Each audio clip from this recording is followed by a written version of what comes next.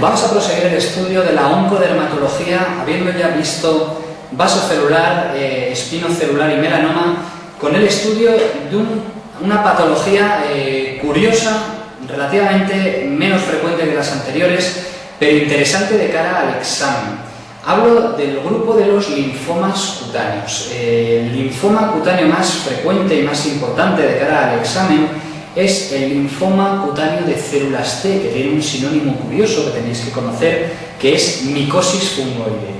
Bien, la micosis fungoide no es ninguna mucosis, no es ninguna micosis, es un linfoma. Lo que pasa es que se llama así porque alguien lo debió confundir, pero la micosis fungoide es un linfoma cutáneo de células T. Este cuadro es curioso porque, a pesar de ser un linfoma y de tener la idea que todos tenemos de los linfomas, este linfoma de la piel es un cuadro de buen pronóstico que puede tener una evolución muy larga, incluso de 40, 50 o 60 años, y al final el paciente fallecer por otro motivo. Tiene bastantes cosas preguntables. Vamos a repasar un poco las fases de la micosis fungoide.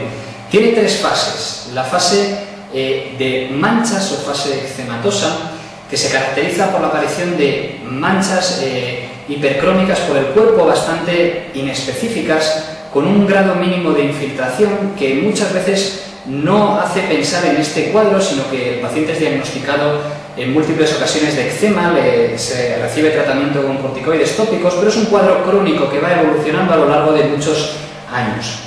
Bien, esta fase eczematosa progresa ya a una fase en placas, las lesiones ya más infiltradas, más gruesas, lesiones más duras, y aquí ya sí que se sospecha la aparición de este posible linfoma.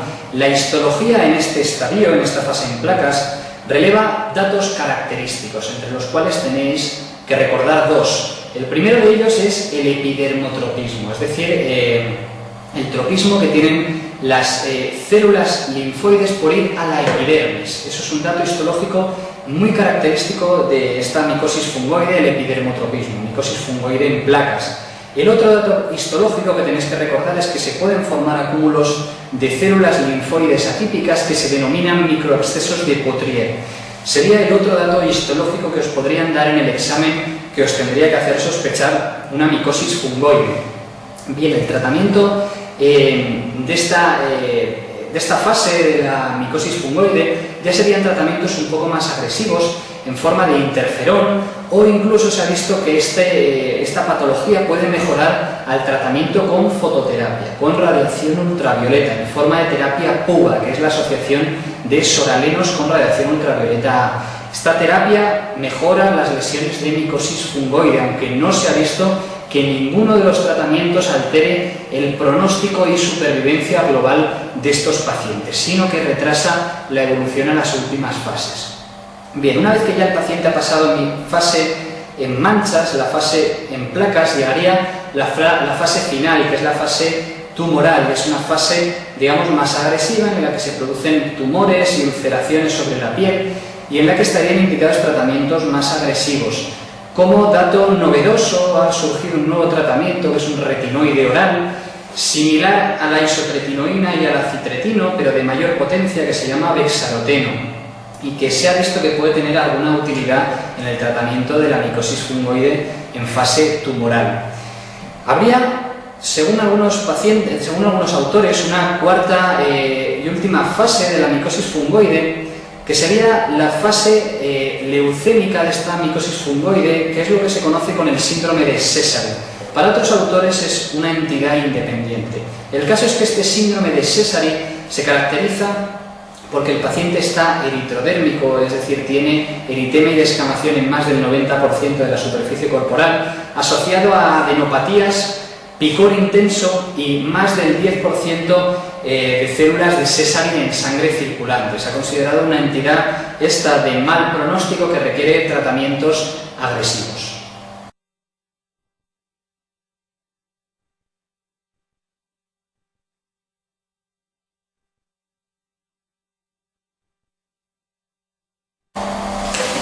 Bien, la pregunta del tema 25 de desgloses, pregunta número 234, nos pregunta que cuál de los siguientes procesos linfoproliferativos corresponde a un linfoma de linfocitos T.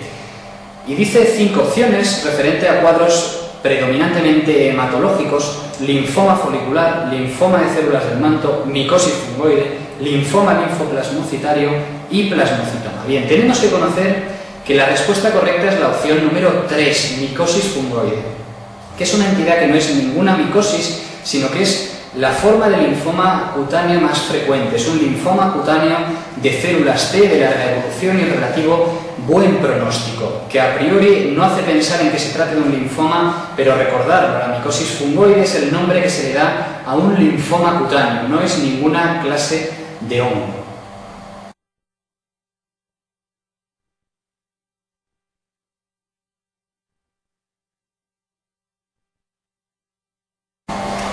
La pregunta 47 del test nos describe un hombre de 60 años que presenta unas placas eritematosas en el tronco y es diagnosticado de micosis fungoide. Con dicho diagnóstico entenderemos que el paciente se halla afecto de... Y nos da varias opciones, entre las cuales está la verdadera, que es un linfoma no Hodgkin de fenotipo T, es decir, linfoma cutáneo de células T. Insistimos en este concepto por la importancia y repetitividad de esta entidad a lo largo de las preguntas de los exámenes. Por tanto, tenéis que recordar que la micosis fungoide es un linfoma no Hodgkin cutáneo de células T.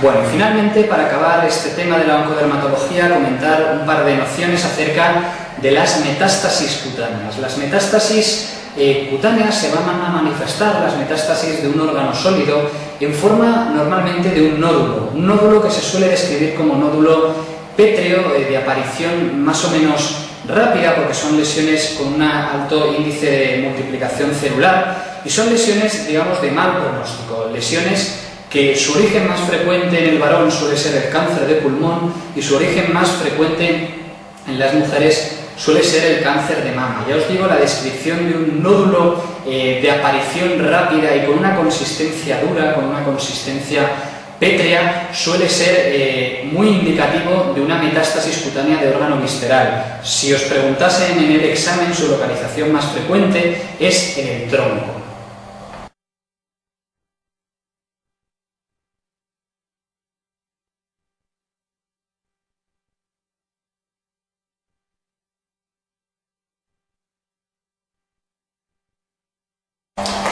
Bien, vamos a hacer la pregunta 54 del test, en la que describen un varón de 56 años diagnosticado hace 3 meses de un carcinoma epidermoide de pulmón en estadio 3 y nos pregunta que dónde esperamos encontrar metástasis cutáneas con mayor frecuencia. Bien, pues de todas las localizaciones que nos indican, la más frecuente con diferencia es en el tronco, que es la opción 1. Recordad que se manifestarían por probabilidad como lesiones nodulares duras de consistencia pétrea de aparición, digamos, más o menos rápida, localizadas en el tronco, localización más frecuente de metástasis cutáneas de un cáncer de órgano sólido.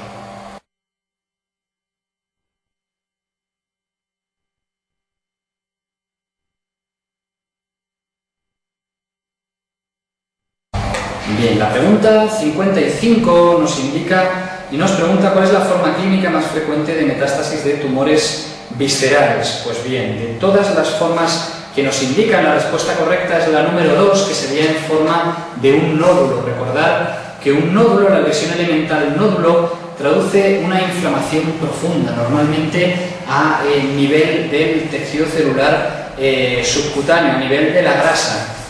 Es la lesión elemental en que típicamente se manifiestan las paniculitis, que son un grupo de enfermedades producidas por inflamación de la grasa, pero también pueden presentarse en forma de nódulos las metástasis cutáneas, en forma de nódulos de aparición rápida y de consistencia dura o consistencia pétrea.